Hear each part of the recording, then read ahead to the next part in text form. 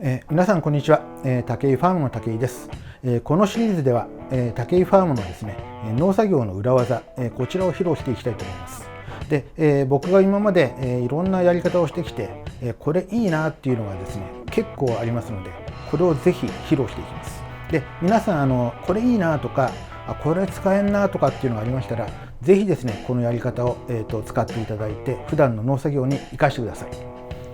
今回ですね、まずじゃじゃん、こちらですね、武井ファームの種まきの裏技、ぜひご期待ください。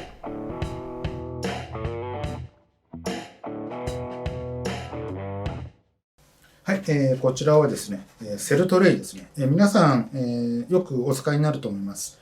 こちらはですね、まず 5×5 の25ケツで、こっちは 4×4 の16ケツですね。これをですね武井ファームのちょっと裏技を皆さんご披露しますので、ご覧になってください。まず土を入れます。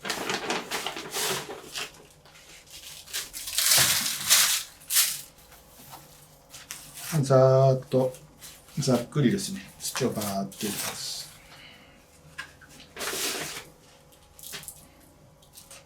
でこれがですね後々発芽とかのスピードに影響が出てきちゃいますので、バーっと入れたらここでちょっと丁寧にハケをつけますね。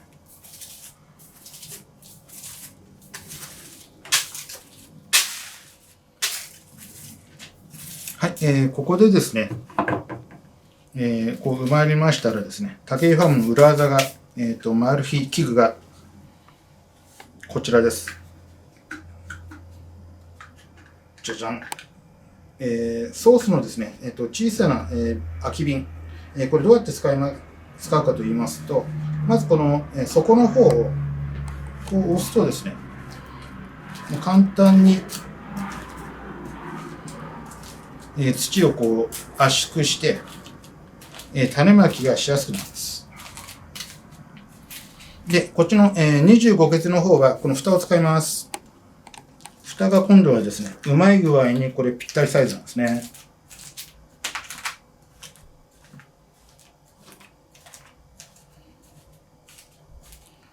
どうですこれ、楽ちんで発見した時はびっくりしちゃいましたね。